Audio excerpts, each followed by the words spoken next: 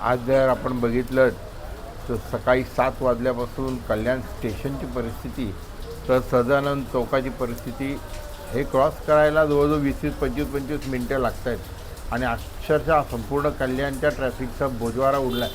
तर या संदर्भात काही सूचना करण्यासाठी आम्ही परवा दिवशी साहेबांना पत्र दिलं होतं, साबळे साहेबांना, आणि आज त्याच्यावर सगळे पॉईंट्स दिले होते कल्याण शहरातील, आणि त्याच्यावर काहीतरी आपण उपाययोजना करावी लवकरात लवकर, आणि जेणेकरून या कल्याणकारांची या ट्रॅफिकमध्ये सुटका करावी या संदर्भात सांगितलं होतं.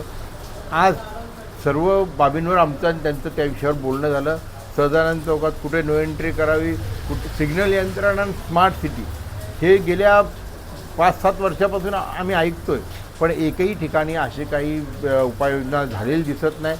मग महापालिका असेल, RTO असेल, हे असतील किंवा स्मार्ट सिटी असेल, पण यांच्याकडून काही होत नाही. तर आम्ही यांना सांगितलं आहे की जर हे 8 दिवसात जर झालं नाही तर महाराष्ट्र नवनिर्माण सेनेतर्फे आम्ही सदानंद चौकामध्ये रास्ता रोको करणार आहोत. बरोबर आहे. मनसेचे माजी आमदार आणि त्यांचे सर्व कार्यकर्ते या ठिकाणी आले होते. त्यांनी एक निवेदन मला दिलेलं आहे.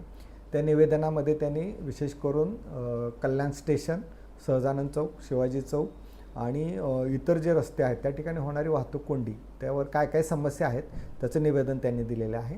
त्याच्यावर काय काय उपाययोजना करता येईल याबाबत त्यांचं आणि आमचं चर्चा झाली. त्यामध्ये काय उपाययोजना करता येईल हे त्यांना सांगण्यात आलेलं आहे. त्यावर ते समाधान झाले. त्या समस्यावर उपाय करण्याकरता त्यांनी त्यांचं सहकार्यसुद्धा देऊ केलेलं आहे. तर त्यांच्या सहकार्याने आपण ज्या ज्या ठिकाणी वाहतूक कोंडी होती आपण सोडवणार आहोत.